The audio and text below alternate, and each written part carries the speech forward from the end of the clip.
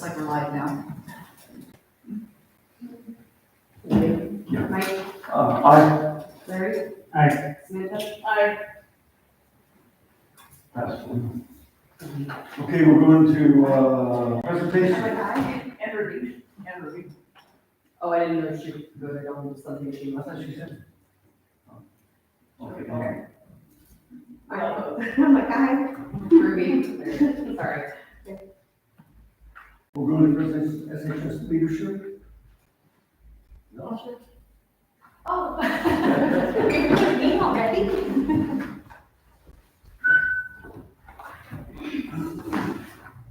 Good evening, everyone. My name is Tasha, and I'm here to provide you with the latest updates and events on activities at Sheridan High School. Our ASP leadership team is working hard on planning an exciting field day that is scheduled for June 5th. Additionally, ASP elections will be held on June 10th. Be sure to encourage students to get involved. In spring sports, the boys 400-meter relay team, Jaden O'Reilly, Travis Lugo, Alex Martison, and Chase Echeller broke the school record with an impressive 44.05 seconds. Today at 4 p.m., the softball and baseball teams faced off the final game of the season. Don't forget that the spring sports banquet is coming up next Tuesday at 6 p.m. to celebrate the season's achievement. The FFA banquet is scheduled for May 23rd in the cafeteria from 6 p.m. to 8 p.m. with the doors opening at 5:30. The recent fund sale was going at a great success, raising $5,000. The extra flowers will be used for graduation, and tomato plants will be donated to the community garden. Abbott is hosting their college fair tomorrow, specifically for our 8th graders to help start planning for their futures. There are 7 Abbott seniors graduating, and they have plans to attend college in the fall, and they have been working hard on applying for scholarships. On June 21st from Jeremy's, the art department will host an art show in the cafeteria showcasing their paintings and drawings. They will be making paints and making drawings. The music department is playing their final concert on May 29th. Senior awards night is next week, Wednesday, May 28th, starting at 6. Thank you. Thank you for this report. If you have any questions. Can we give those track kids a round of applause for breaking the record?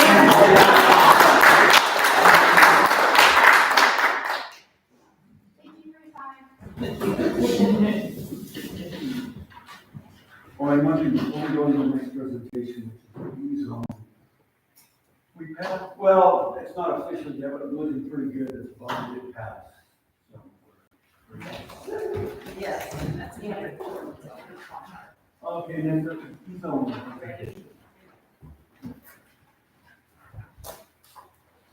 Good evening.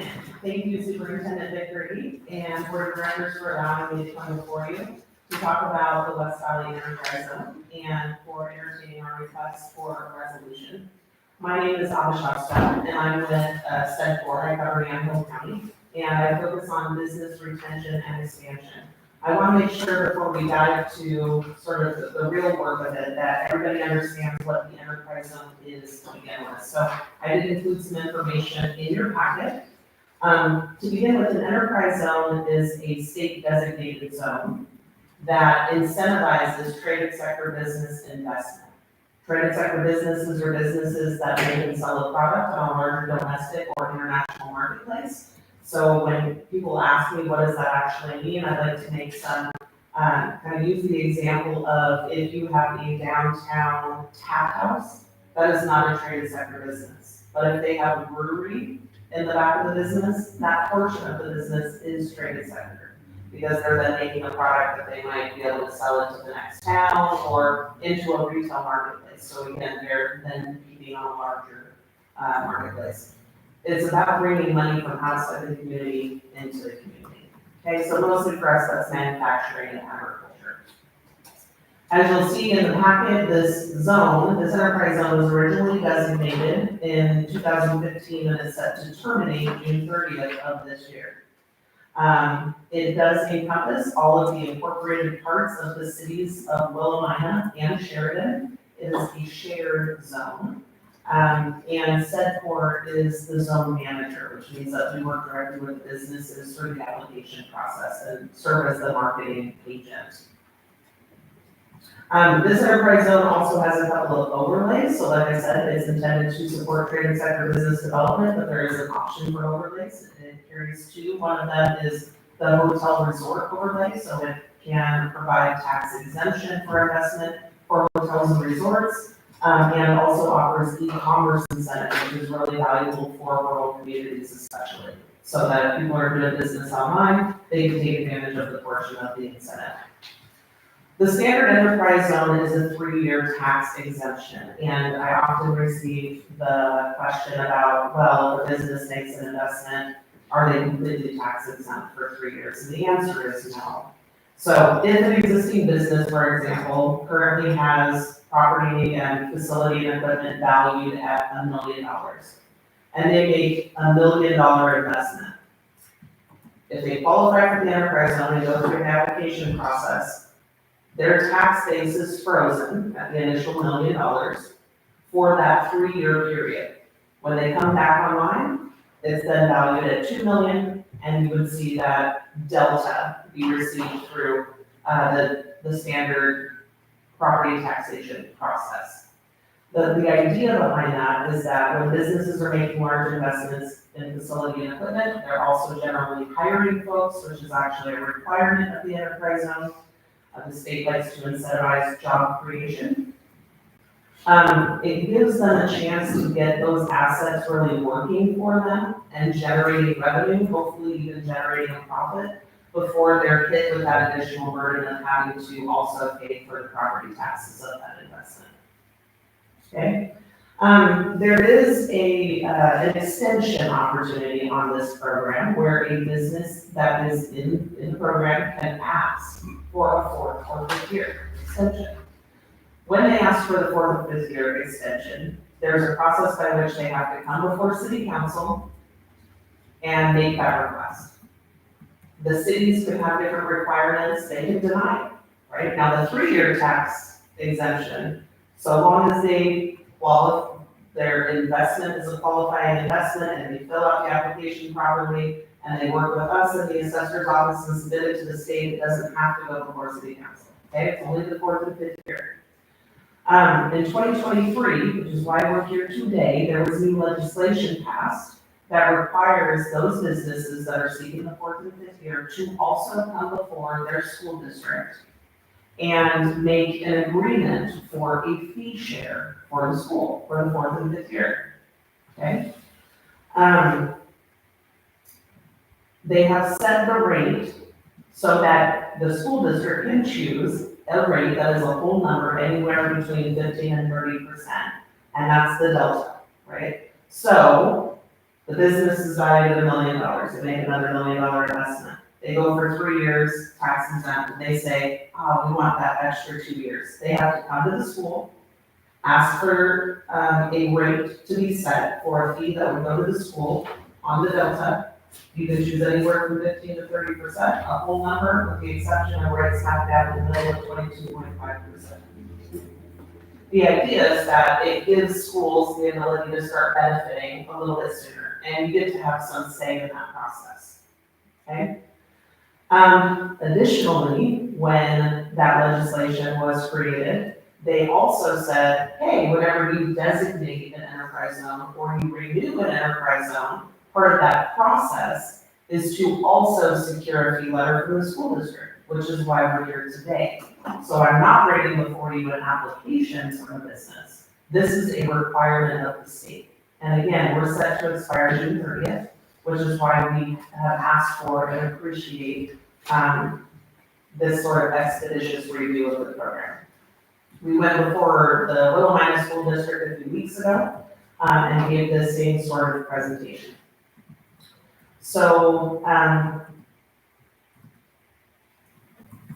When the legislation went through, in 2023, again, the idea was so that schools could have some say in the process, right? And that's pretty cool, that in that 4th and 5th year, you can then say, we would like to capture this percentage. The issue, of course, is that good intention, when bills are created and then all the rules are written, all of a sudden things can change drastically, and unfortunately it did in that case.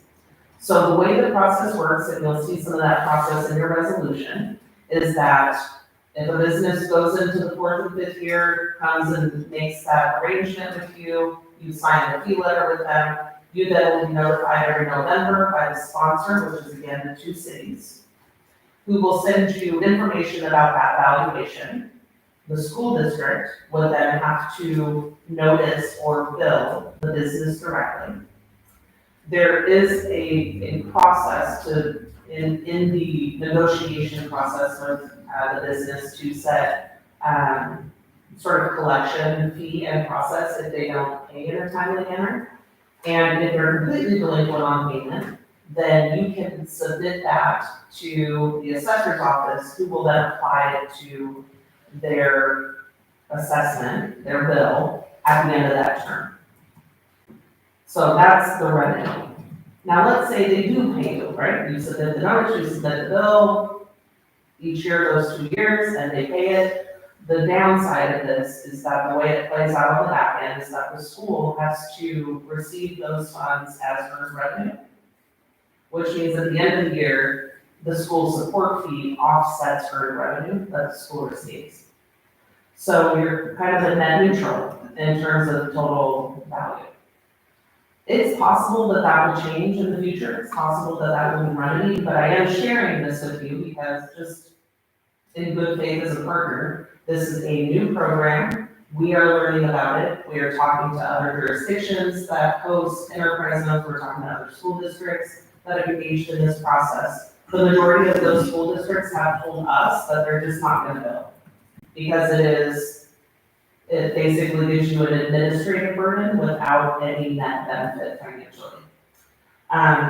We went before, like I said, Willamette School District a few weeks ago, and they took the approach to, I haven't seen their resolution, so something could have changed. But the conversation that they had was to choose the highest percentage at 30%, and just write it in here in case some legislation changed later on, and they just wanted to be able to have it documented that they would like the 30%. But again, every time an application comes through, it's a conversation to reset that anyway. So the majority of school districts that we have engaged with and our partners throughout the state have engaged with are usually choosing the 15%. I think 1 or 2 maybe just said, put it down the middle. It's a little bit arbitrary because again, this is more of a documentation process so that we can go through the renewal. Any future application will be reviewed individually. Bureaucracy. Yes. How would it work for the shared zone businesses? Like, if Willamette chose 30%, and you choose, are they going to be adding the percentages, or you share? That's a good question. A similar question was asked. Thank you, Director Harris. A similar question was asked in the city of Willamette. The way it works is that the zone is shared, but the taxes go to the taxing district assigned within that community. So you're not actually sharing the taxes any differently. The tax disbursement doesn't change just because of the zone. It's more of an administrative shared zone. In order for a zone to be designated, the community has to ask to be assessed to determine whether or not they can have the zone. There's lots of different factors that they use, but mostly they're looking for depressed areas that the state wants to then incentivize development in. So we see a couple of these. There's one in North Marion County where a couple of communities share a zone. It's not completely uncommon, but it's not really standard either. So does not require you to share the taxes. The 15 to 30%, That's of their tax bill? That's, no, okay. Of the new value of the investment. Not the million that they went up. 15 to 30% of the tax, right, of the assessed tax on that investment. Darn it, you know? And just because we set the rate doesn't mean we ever have to do anything about it. It's basically just covering or hedging our deficit. It's correct, and so as you kind of see in the document, I laid out, what is the enterprise zone, who qualifies for it, if somebody, I have been with SED for covering Yamhill County for 7 years, and I have never seen an application in the West Valley Enterprise Zone that requested the 4th and 5th year. We currently do have an approved application for a business in the city of Sheridan who is growing. In order for them to qualify for the 4th and 5th year, they also have to meet wage requirements, which is at like 150% of the area median income. And some businesses can't meet that or are concerned about their ability to meet that, so they don't apply. And some businesses just don't want to go through the public process, right? There's lots of reasons why people don't apply for the 4th and 5th year, but it's not extremely common either. But to finish answering your question, Ms. Daniels, in the sort of the FAQ, because that's a commonly asked question, is, what happens if the school district does not notice or build a business? Nothing. There's no penalty to the school, there's no penalty to the business. It doesn't disqualify the applicant or anyhow affect the program. So once you set your 30% say, and they come to you, they can't negotiate that down, say like 50, 15? I mean, every time an applicant comes seeking 4th and 5th year, there is a letter that has to be submitted by, so the city, the sponsor has to approve it. And then this letter has to be redrafted between you and the business because it's an agreement. So they could say, hey, would you be willing to consider 15%? Sure, they could do that. Yeah. I'm just curious, in reading for the 3-year term, it says that businesses can apply for a special case local sponsor waiver to remove the job opening or 10% of creating new jobs. Oh, the new job. How often does that happen? Or in the last 2 years has that happened? Well, that's a really, really good question. Actually, I would say it has happened more in the last 3 or 4 years than ever before. And it's because businesses have been struggling to find enough workers. So that option, there are additional requirements. If somebody does request that waiver, a business has to prove that they're increasing their efficiency and or their throughput by investing in technology, right, or innovation. So they still have to, there's still a metric of success in order for them to qualify, but there have been a couple of waivers that have come through. There's one in particular, the only other enterprise zone in Yamhill County is in the city of Newburgh. And just last year, they received an application with a request for the increased staff waiver because they were investing in technology. And that would have to be approved by the state. So the school board does not have to, would not be a part of the partners that are approving that portion.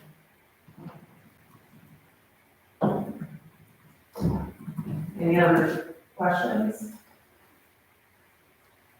In the last 2 years, what have we benefited from specifically, our district? Just because this is new to me, so I'm not.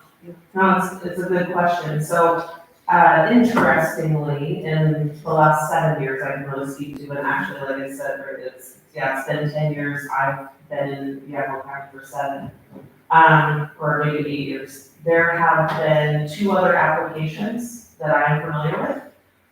They were approved in the process.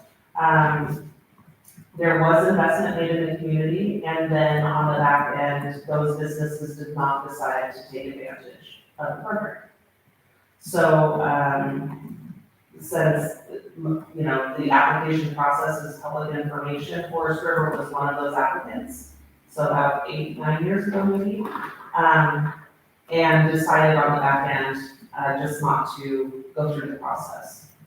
So there was, the impact to the community is that in the state of Oregon, we have very few incentive tools for businesses. And this is one of those tools. Centaur actually worked on that project as a recruitment partner to bring forest river to this community. It is a tool we can use when a business is looking at 2 different locations. One of them is in your community and one of them isn't. And you have this tool and the other community does not. That is a benefit that we highlight as a value to make an investment in this community instead of the other one. Yeah, you're welcome. And that was a tool that was brought up and leaned in on during that specific recruitment. Yeah. And Centaur is currently doing an industrial lands readiness program with the city of Sheridan in order to, in the future, ensure that the community is prepared to recruit additional trade sector businesses and support the growth of the existing ones. So this is a really meaningful tool to us. Any other questions? Great, thank you. Again, I appreciate you taking time today to look at this. And if you have any trade sector businesses that are looking for resources, always send them our way.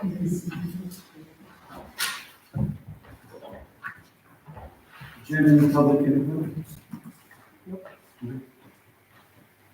We'll go into administrative reports and Mr. Miller. Start with this one, and then we'll take care of the map. Okay.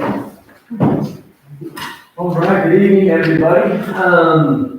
It's kind of the standard monthly report. Academics will wrap up the year, so we're right in the middle of spring. Benchmark testing for STAR, all the state testing. It's been going on the last couple of weeks, and we're about another week, 2 weeks of it. And we'll have some scores for you as we wrap up the year in June meetings.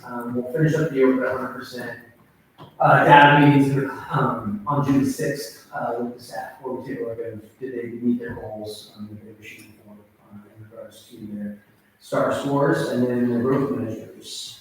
Slide down there, sports, a little update there. I had Mr. Hart right up for us. We had a very successful track season.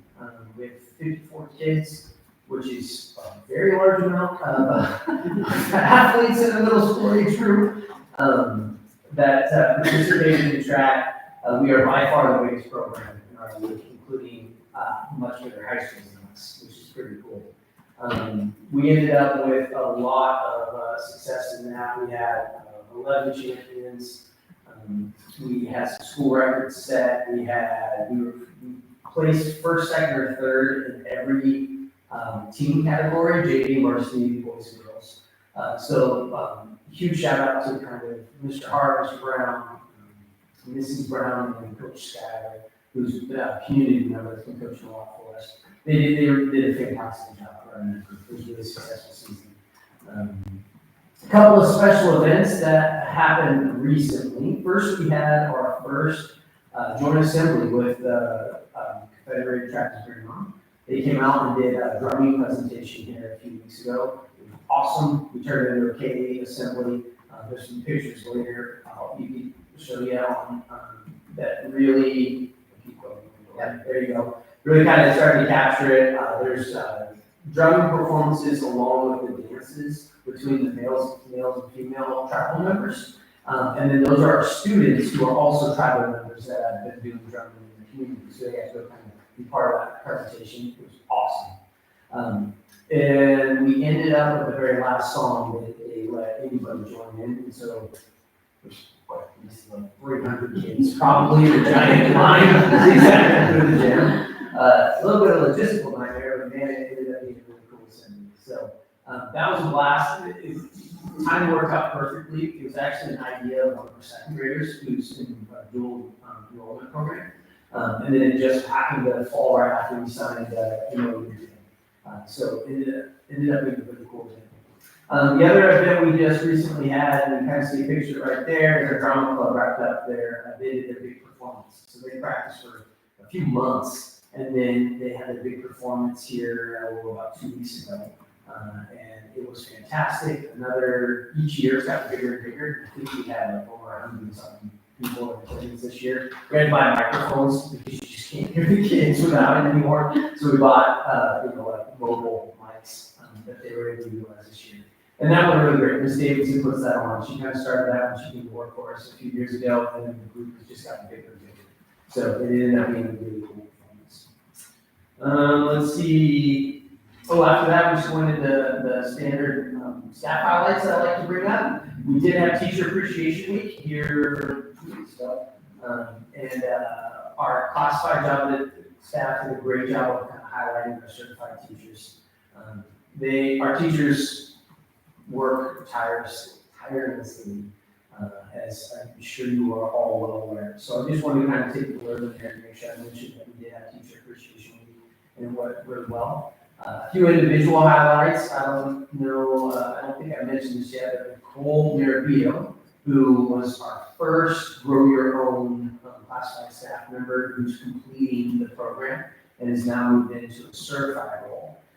She's recently received a pretty good scholarship, but she's going to be finishing all of her classes for free under scholarship moving forward, which didn't ask permission, but I told everybody about it. It was really cool. We also got approached by the WESD coordinator of the Grow Your Own program. If you're not familiar, Grow Your Own is a program that classified staff can go to school to become a certified licensed teacher, with the part of that tuition covered. We were approached because we have by far the most people in Grow Your Own in all the ESD districts, as far as like per capita. Right there, you can kind of see mention the staff members that are officially in. So Nicole's just wrapping up, and then Nina, Danielle, Nicole, Melanie, Sonia, Jessica, and now Skylee are in. Mackenzie and Taylor both told me today that they are just signing up too. So we have a very large number of classified staff going to school to become certified teachers, which I'm really excited about. These are people who live in our community, care about our community, and all of them will be fantastic teachers someday. And then upcoming dates, outdoor school, and the day one of pond fishing was today. Hence the red face I have, and Jeremy as well, because we were out there all day today helping the kiddos. Outdoor school took off really early this morning. Seemed to go off that hitch. They got over about 7:15. They made it all the way over to Camp Hancock, which is in Fossil, Oregon. About a 4.5 hour bus ride. I'm gonna get up about 4 in the morning. I'm gonna drive over there tomorrow. Spend the day with them. It's actually the outdoor squad of 2 miles in fifth grade, so it's kind of just really cool. How many kids went? I think we had 57. Yeah. Somewhere right around 57. Between 50 and 55, all of sixth grade. Yeah, all of sixth grade had the option. I think we had about 8 or 10 opt out for one reason or another. All the rest chose to go. We have about 10 staff members there, including some one-on-ones, health representatives, and teaching staff. They are excited. And we got picture updates as they were making the kind of trek over the mountain range. We filled out the grant new to outdoor school again. We haven't gone in a lot. So we filled out the grant later in the time frame. We did it in the fall, but a lot of schools did it the previous year. So we were lucky to get into this particular Almsey Run outdoor school. We ended up so far away because it was one of the only ones that had spots left in a high quality time of year. So I'm gonna go over there, check it out tomorrow, and it's just a really fun trip, so I'm gonna go. And then I'm gonna see good soft staff feedback and we'll see if we want to return to that same one or if we want to try to do a local one. Almsey only runs 2, and this is the only real outdoorsy feel one. The other ones are run by a different program. So we're kind of deciding if it's a real fit or not. We got a few other big things coming up. Promotions on Monday the 9th at 7 p.m. Kindergarten celebration is the very following day. It's on the 10th at about 2 o'clock during the school day.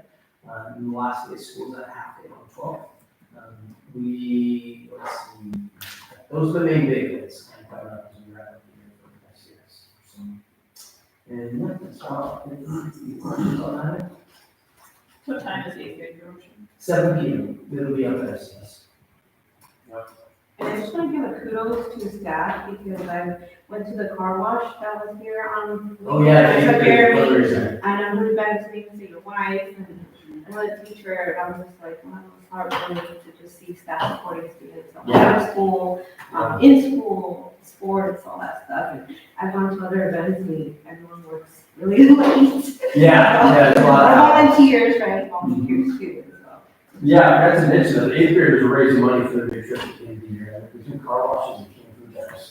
I don't remember the exact number, but it's a good, solid account this year. And then any money they don't spend, it follows that class from high school. And then on their senior trip, they have a head start from the fundraising. They just use it with foreigners. So, yeah, they're I think they're like $3,000-4,000. Yeah, they've done a really good job this year.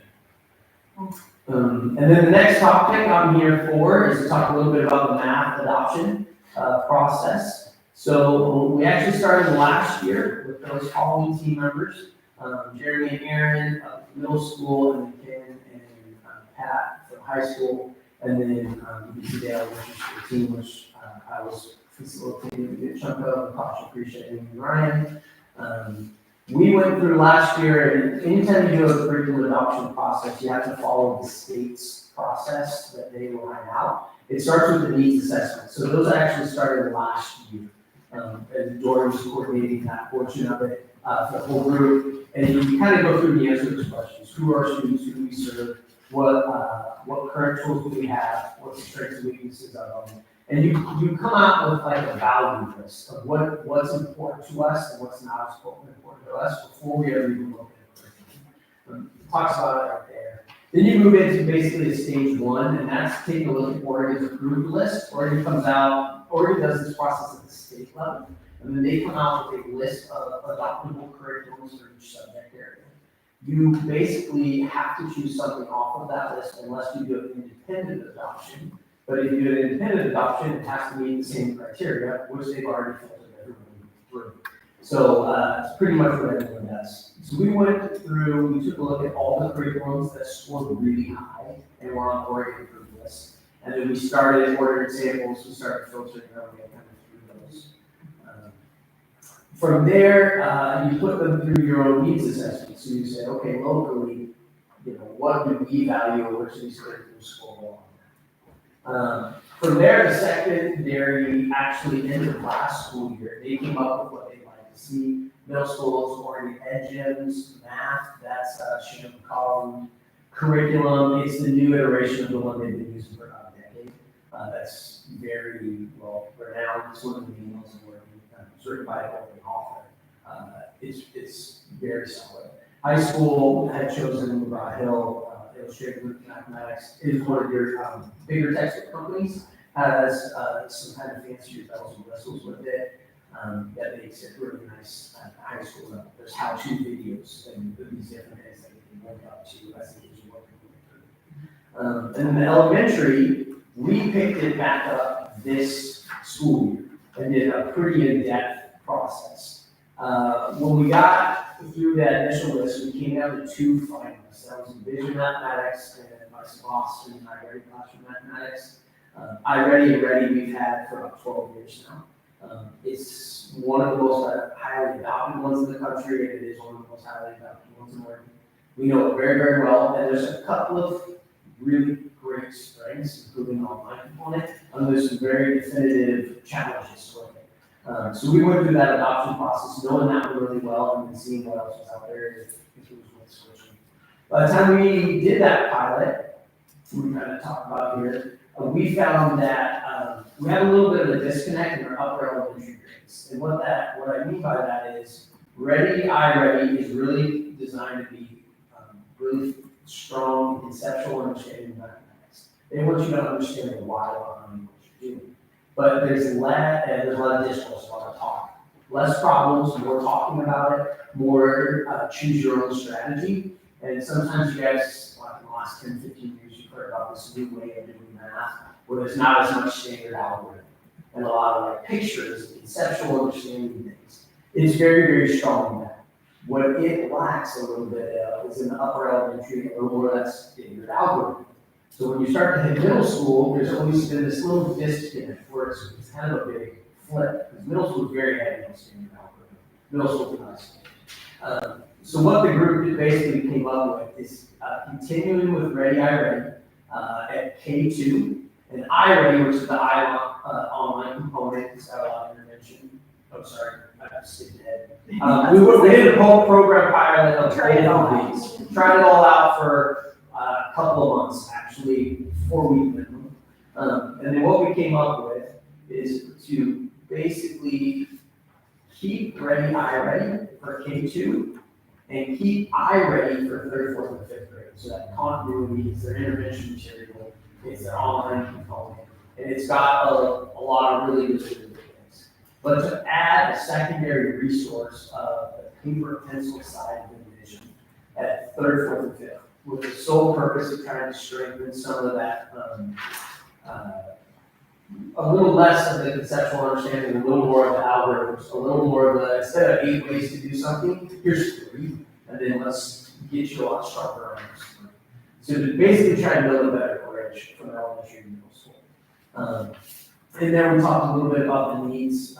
This is pretty standard with all our curriculum options now, but they both have professional development piece you need to do, right, as you go leader out, that's part of the quotes when you first make a purchase. 3rd through 5th grade is also going to have to focus on the integration of 2 materials. Luckily for us, when we switch to standards-based report cards, the 3rd through 5th grade team already look at a standard and then what they need to have a student master that standard. This would be, here's the standard, now here's my 2 tools, how am I going to build the best plan to get the kids to master that standard. So it's not a big change, but it will be more access to different materials. So it's a slightly different way of functioning. And then Chromebooks are always a challenge, especially in elementary, because they used to not use them. But the online component of iReady, you have to have Chrome. And yeah, that's basically what the full adoption would look like for K-12 as we move into the next school. I think that's about it on our motion. Just a little bit different process, because if we remember last spring, we just did not have enough time for our K-5 team to do a proper pilot. And so that really started late fall, to give them time, because you gotta do the pilot, you gotta try it out, you gotta come back, have all those conversations, and then do the selection. Yeah, you really have to do a thorough pilot, minimum of 4 weeks, a lot of times you want to do 2 months before you really understand the tool, and strengths and weaknesses of it. So that's kind of where we look at that. What about the high school side? Can you explain more what they did? Because you explained yours really thoroughly. Yeah. I appreciate that, but I feel like the high school just kind of got shoved in there. Yeah, I wasn't part of the high school adoption, that's why I wasn't able to. It was, and it was last year that they did the work. And what ends up happening is, I believe there's only 6 or 7 approved curriculum at the state level. And they already go through and they score in all these different categories. And so there was really only 1 or 2 to look at the high school that met all the criteria. So that's how they did the process last year and took a look at it.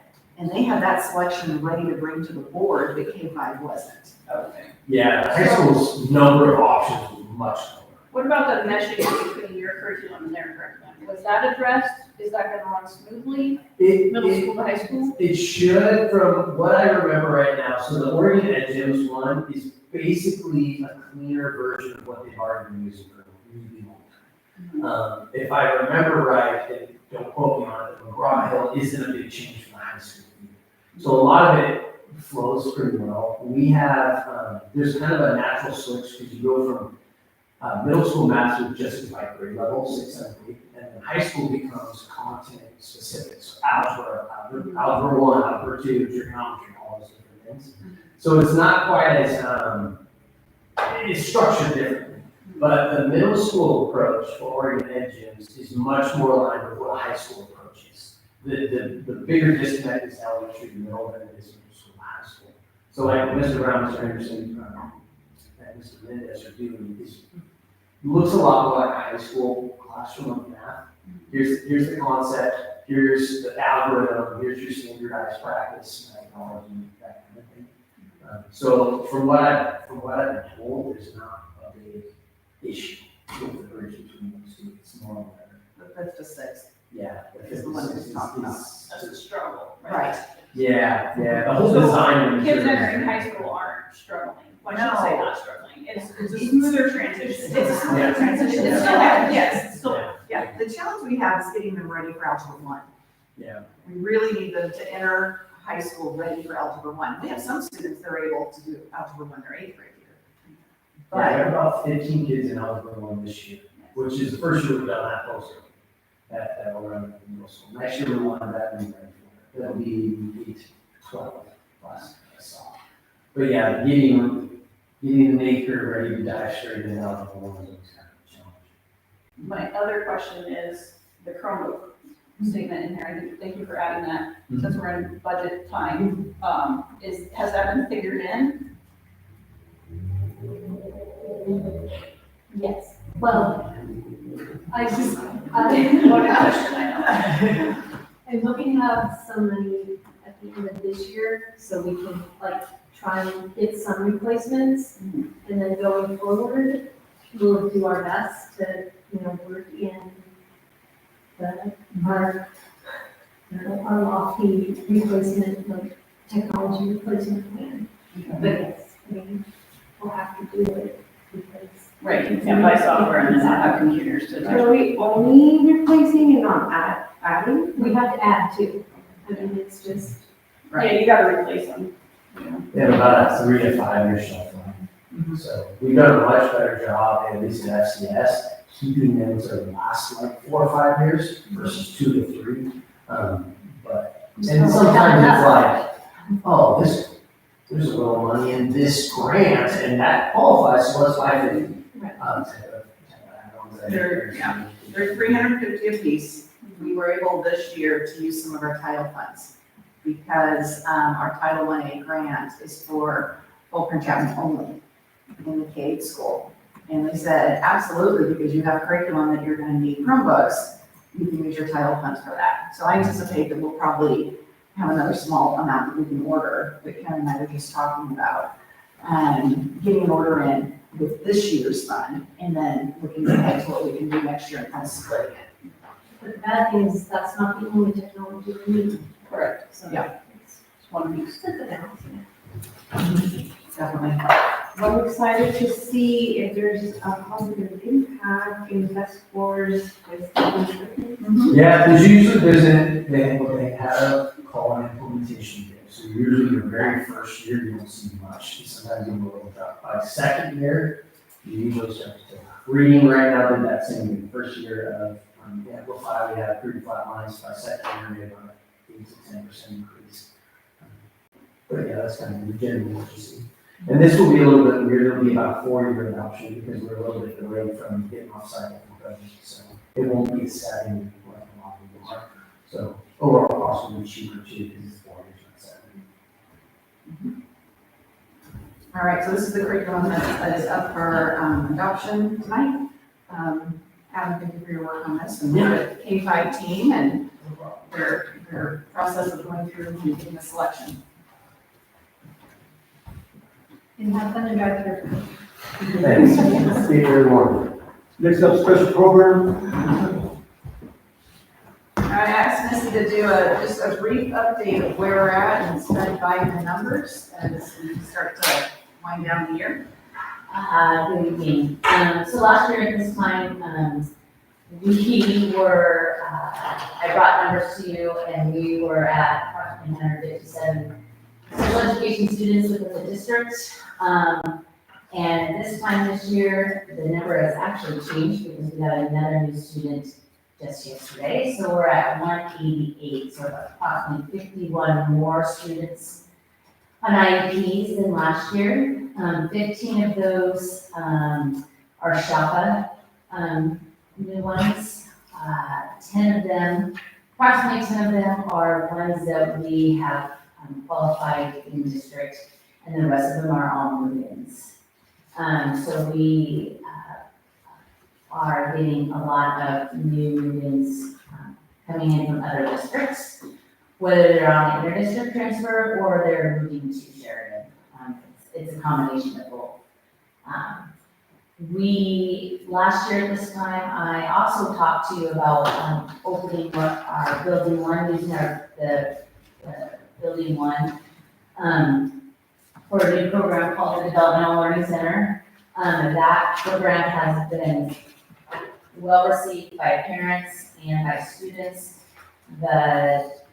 What they're doing in that program is amazing. Students were out in communities, helping the fire station, the food bank, the food delivery. They were even taking orders from the high school teachers and going to the subway and helping them create sandwiches and then delivering them. And so they've gone to the zoo, lots of different field trips. We have 2 of our close students out at outdoor school now. So just giving more close skills. And this year I'm coming to you to let you know that we have 2 post-high students who we have contracted with Dayton that will actually be coming back to us because Dayton has closed their program.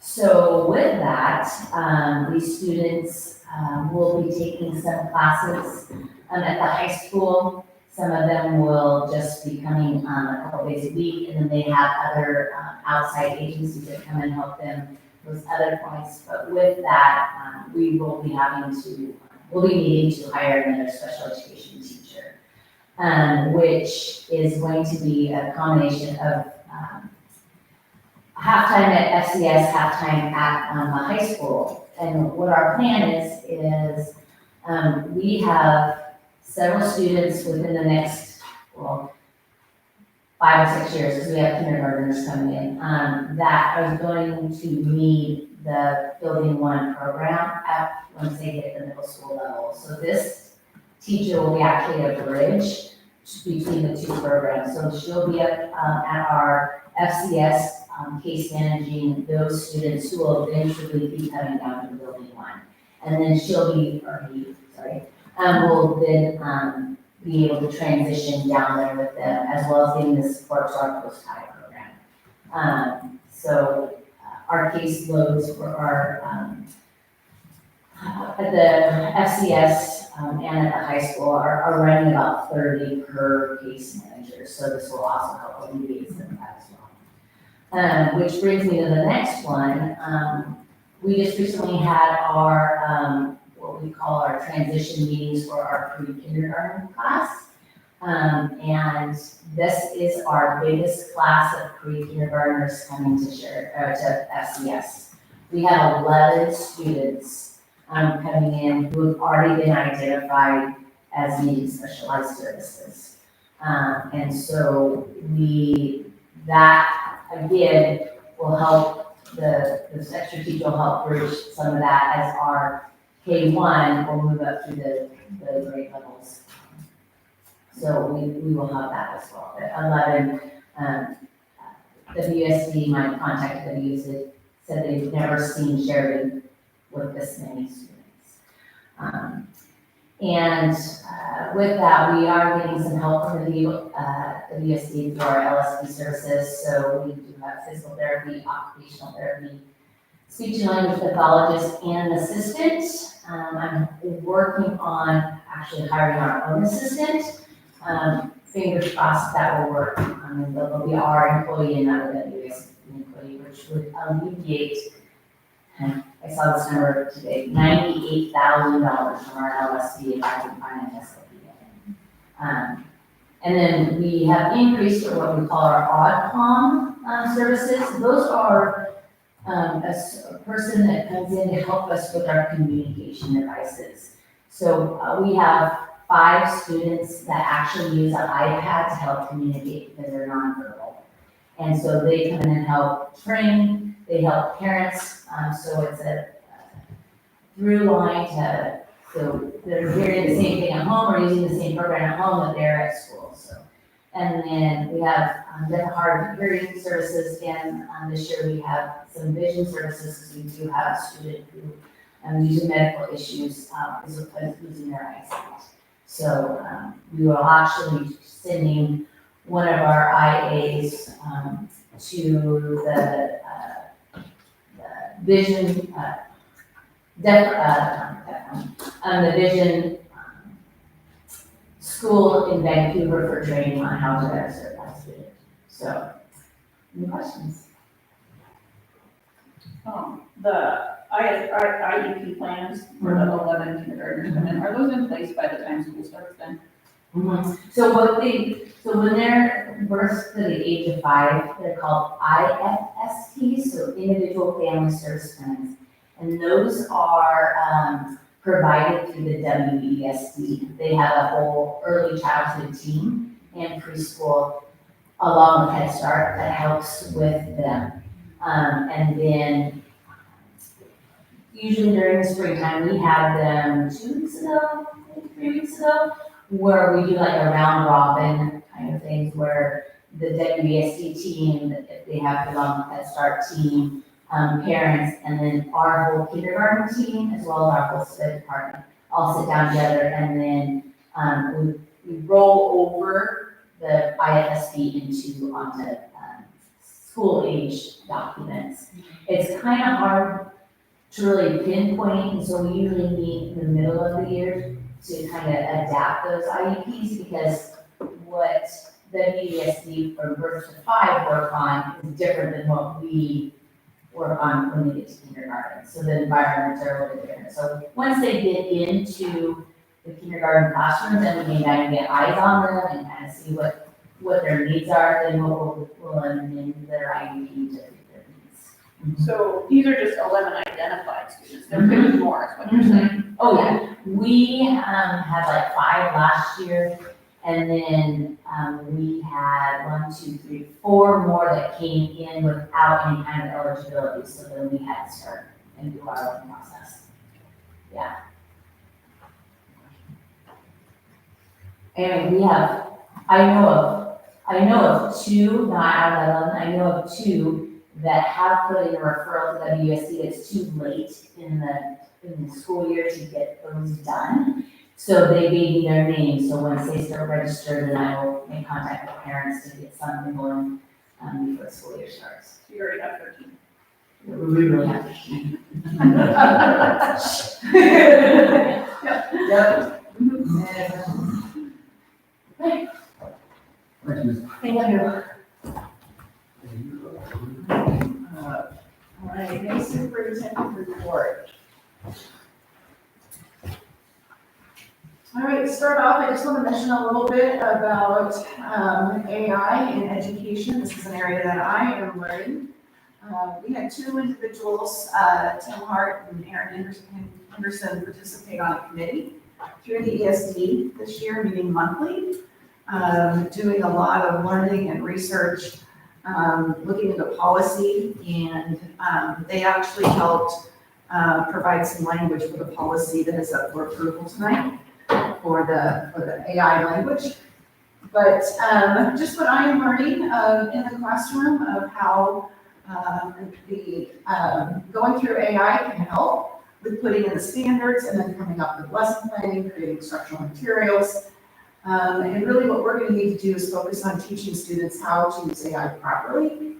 And that is a tool for enhancing learning and not a replacement. And there's definitely been some things that I have used AI for in the way staff use. Professional learning, there is one system I have not used yet, but I was told by a colleague that you can load up professional articles for reading, and it will create a podcast that sounds like 2 people talking that you can play in your car and just be able to listen to. Pretty amazing. Written communication at a specific reading level. There's times that I have been able to use it very quickly for reference letters. And I just put in like, I need these qualities, and then off it goes. Retrieving information on a certain topic, and then I actually, if you remember our integrated plan, we needed a summary, and I was having a hard day with my writing skills.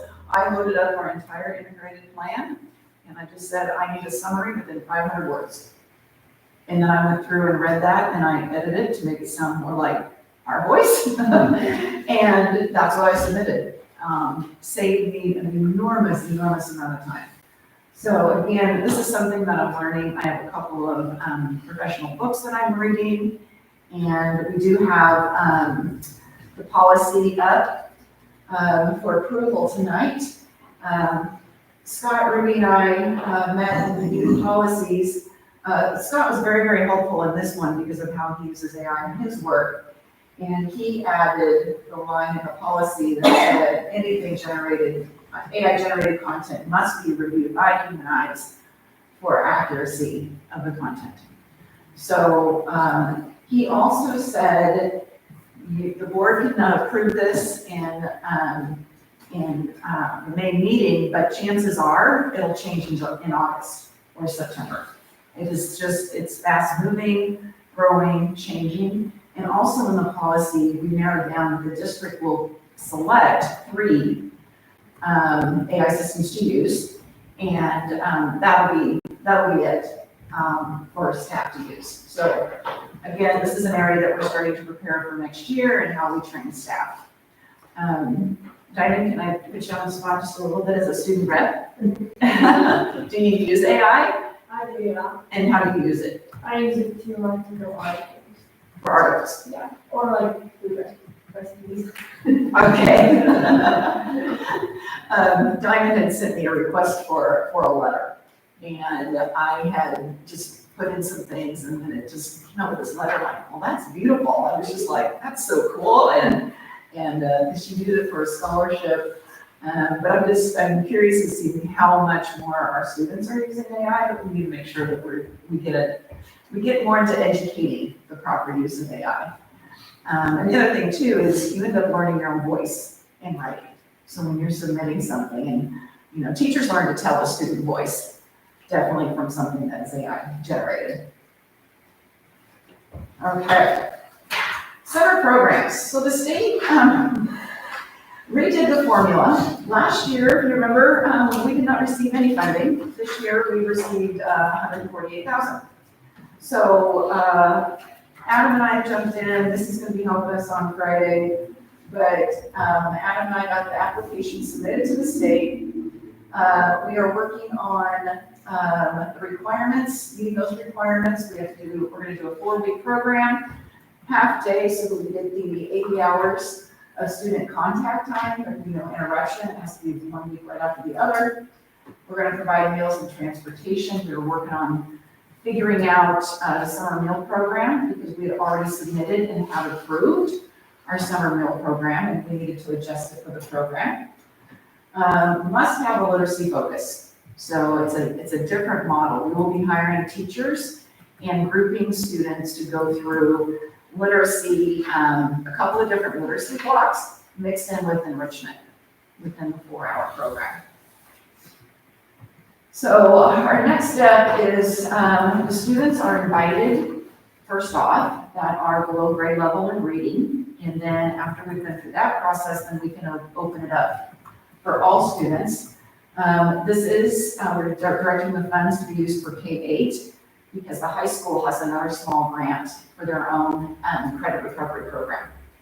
So this is all at FCS. I've been in conversation with Evergreen Aviation, and we've been talking with OSU Extension. There are a few other organizations that we're going to be talking to about enrichment.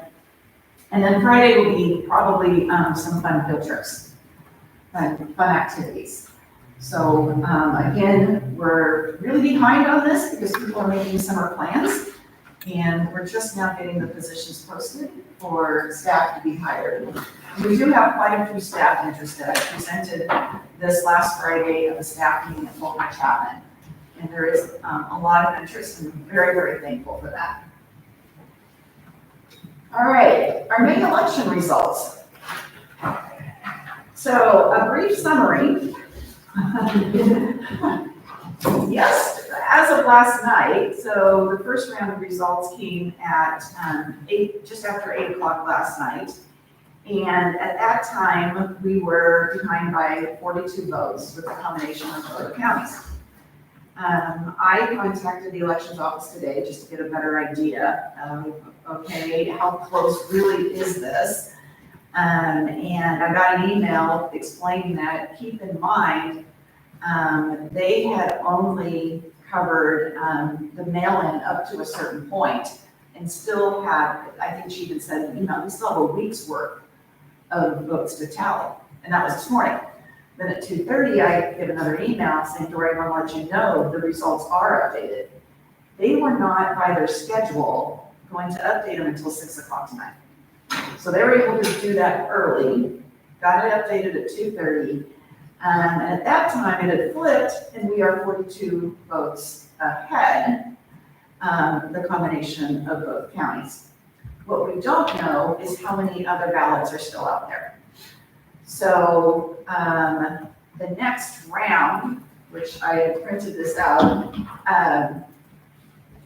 it won't be updated until next Wednesday at 6 p.m. Now, I don't know if they're going to, be kind like they were today and give us an earlier update.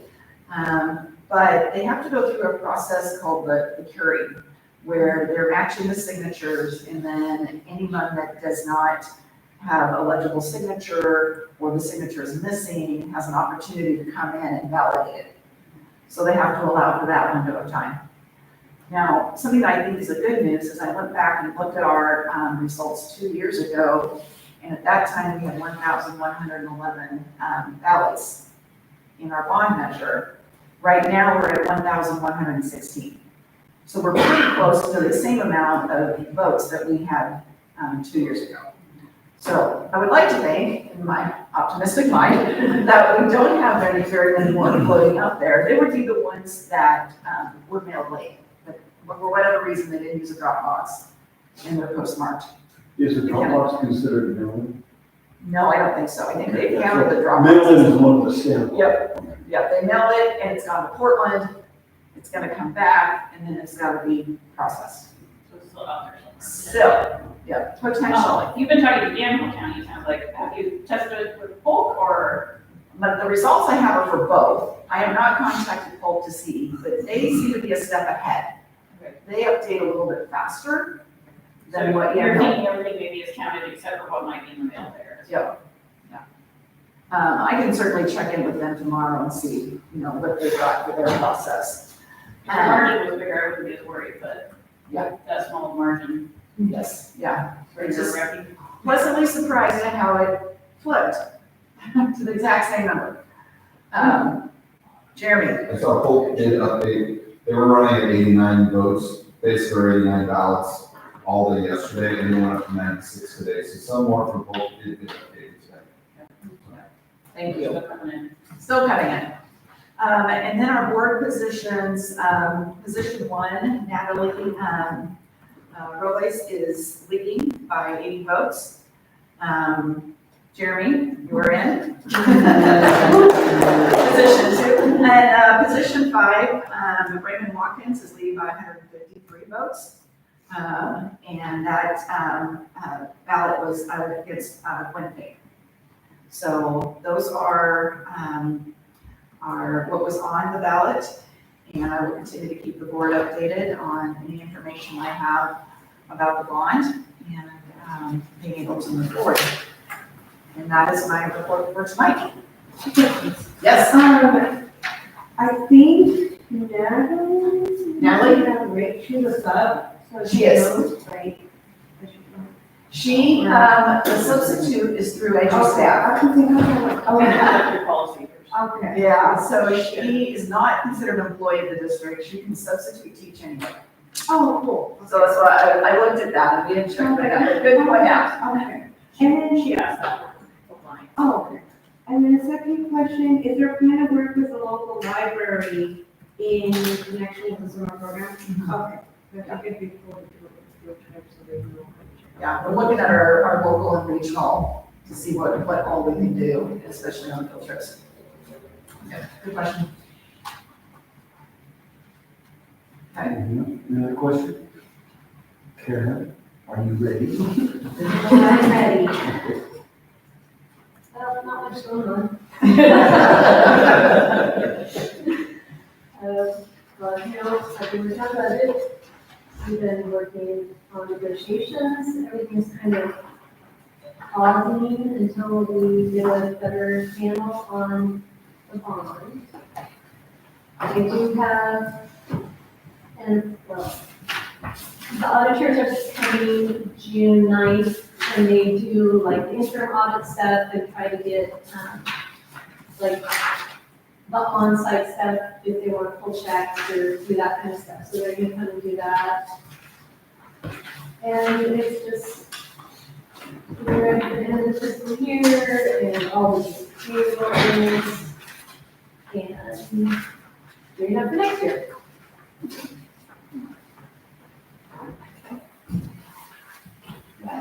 That's it. We did get the insurance rates in, that's one thing that we were waiting on, with negotiations and figuring out, what we could do, so it was nice to get those insurance rates in. Yes. No, we don't add $12 million into the negotiations. The 6 million, with the bond and the 6 million, yeah. I'm just saying 12 million. I had a question about one of the items in here. Yes. The Verge, your garage simulation for the full trailer hardware, $4,000. What is that? It's That was- CTE stuff, so I assume it has something to do with the trailer, but, because there was that, and then later it was mentioned again in another, for another $6,000, so that's a lot of money. I'm just curious what it was. That's nuts. Do you remember what we called it? It's some kind of kit installation thing that they needed to add on to what they had. Like to make it work in the trailer kind of thing, or like? And the other 2 simulators as well. It's basically the updates that we needed to do for the simulators. So this is like a yearly thing we're gonna look at every year? I believe so, but I'm gonna have, Sean work on that budget, because he knows those simulators and getting that figured out. Yeah, that's gonna eat us up pretty fast at that rate. Yeah. Especially since we're not schooling anyone on those yet. Okay. Good question. Any other questions? Okay, next up was unfinished business, new unfinished business. Let's say just graduation. Graduation, I will be emailing the board, just a reminder, that we usually have everyone show up and line up about a half an hour before we start. Pat has it planned for about an hour long, and we're gonna hope for really good weather. It's graduation, the practice is the day before, they'll do the senior breakfast and go through all that, but, I will have, more updates for the board, but that is the one end of the year event, that, the board attends and we get the diplomas out, so we'll celebrate. And just a reminder, You're I'm graduating. graduating. Yes, that's right. That's right. We're going to graduation. Yeah. Anything else? Okay, action item.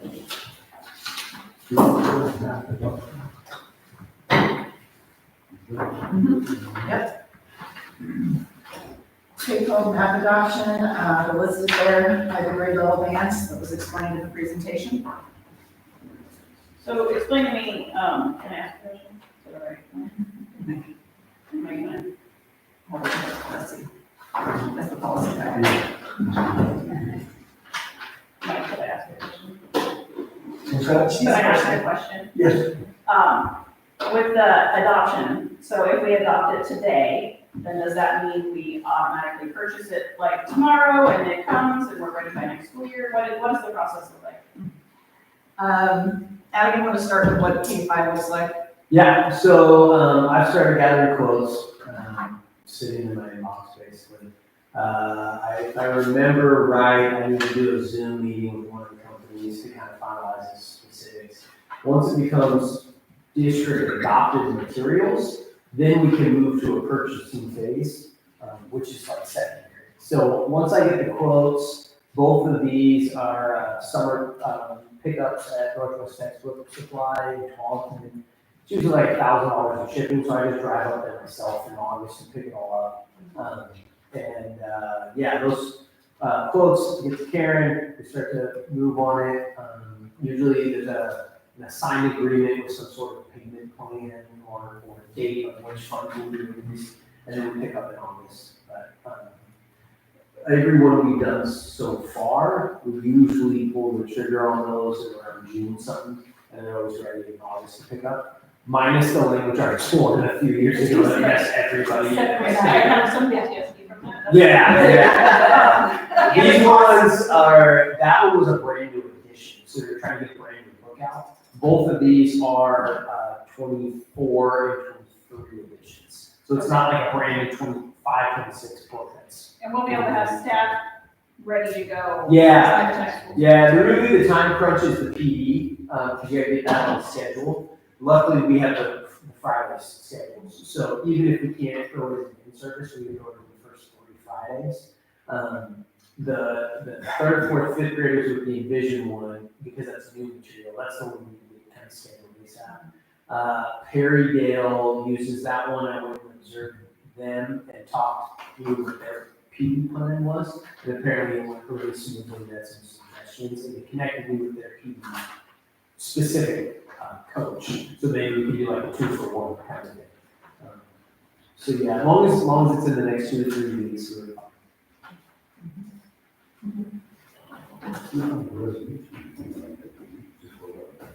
This is one of the resolutions. Oh, no, not for the math, it's just here. Yep. And we're financially ready to make these purchases. I put, based on the codes, I put that much in the curriculum line items for the next year's budget. Okay, we need a motion for that. I motion to adopt the K-12 month. I'll second. Any discussion? No? Mike, Aye. Larry, Aye. Samantha, Aye. Ruby, Aye.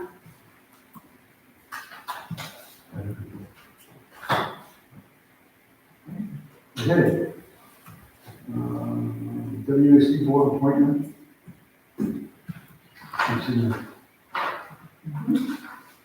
We've been asked to, there is one person running for this appointment. And we've been asked by the WSD to have the board make this vote, and then we will submit the results. What's that zone one mean exactly, do you know? I don't, they just have them broken up. Jen, do you know? I mean, it's like territory or something. I'm assuming so. Yeah, because I know when you go to like our regional meetings, we're zone 1. So I think it's. I think it has to do with our application.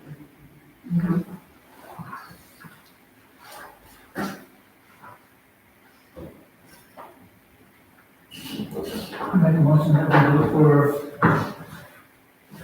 what's the name? Yeah, him. Okay, the motion second. Who seconded it? Ruby. Thank you. Any further discussion?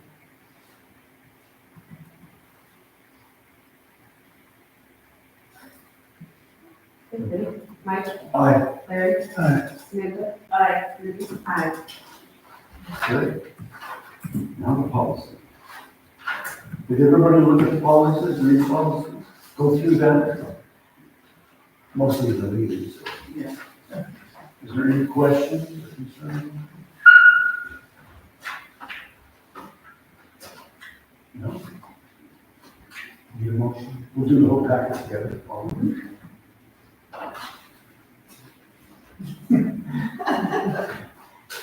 I'm on the committee, so I'll let you all take care of it. Oh, some That's background. right, Samantha. She's on the committee.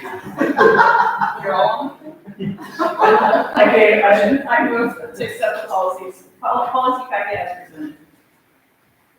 You can second. I second. Yeah, motion and a second. Any further discussion? Okay, we can vote.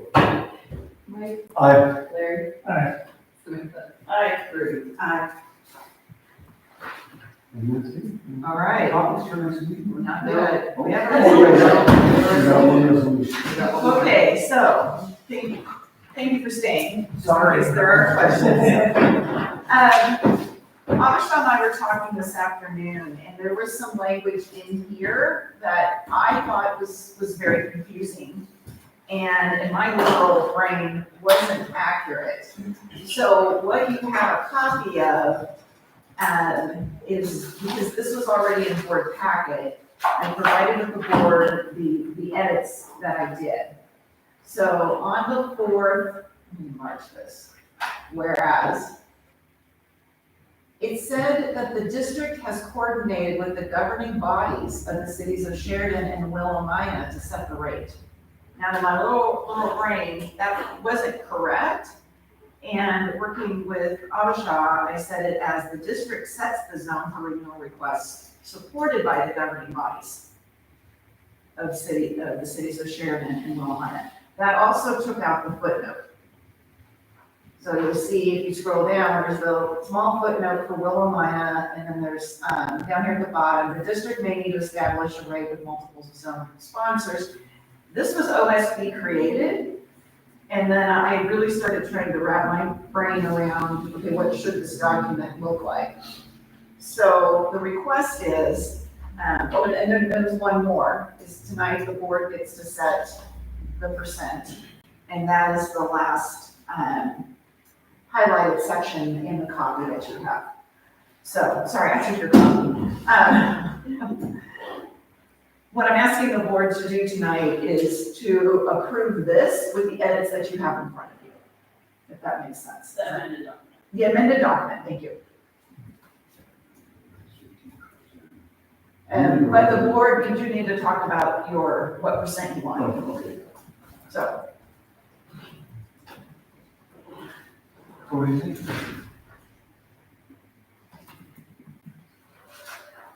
You want to do the motion first and discuss it, or do you want to discuss it first? When you discuss it, you can set it with the amendments, and that's just one motion. Yeah. What do you think? 15, 20, 25, 30? 24.5. No, it has to be a whole number. It could be right in the middle, a whole number, or right smack dab in the middle. As the business manager. I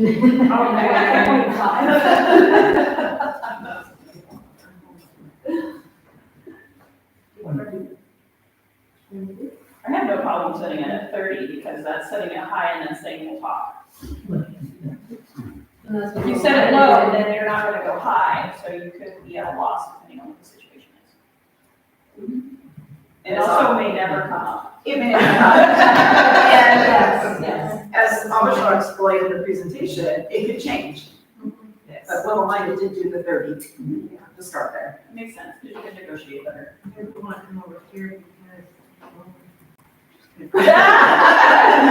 we want your word.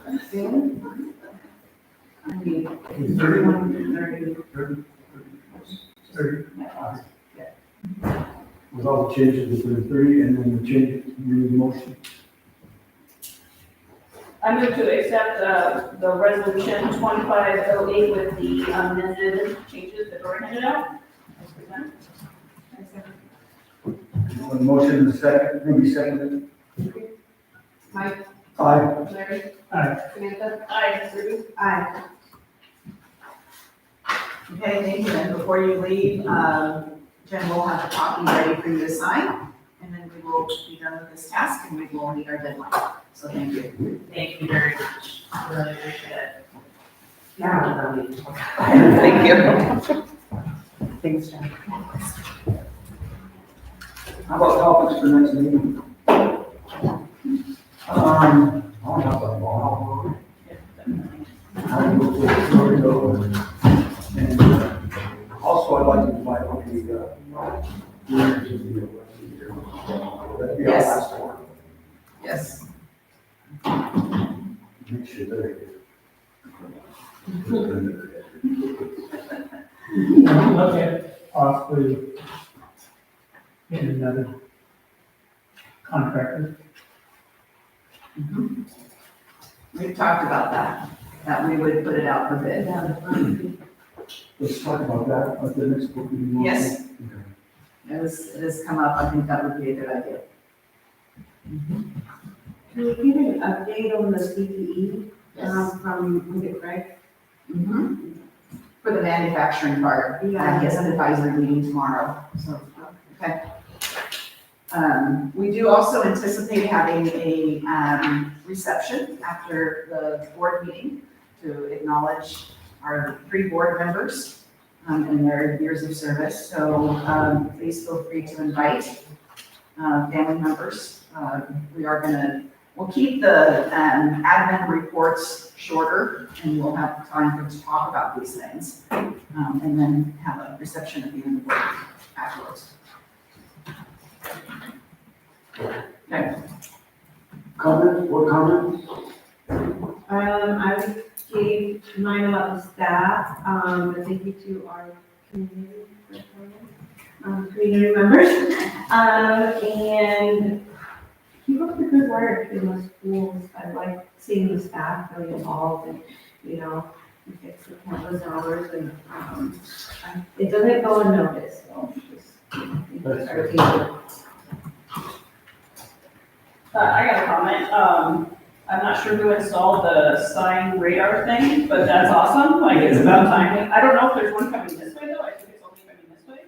I thought there would be one on each side, but I'm thrilled for the ones we got. Slow them down. Slow some. Yeah, we need more things like that. Don't have much message. No. I don't think How many more days do you have left? Not. Okay, we'll look forward to having you walk across the stage. Okay. Next regular meeting will be June 18th, 6 o'clock. No. Upcoming business. Also, be sure to order your lunch if you are going to attend on June 12th. Jen has sent out the link, and it'd be great to have the board there. Okay. All right. Anything else? We're adjourned. Thank you.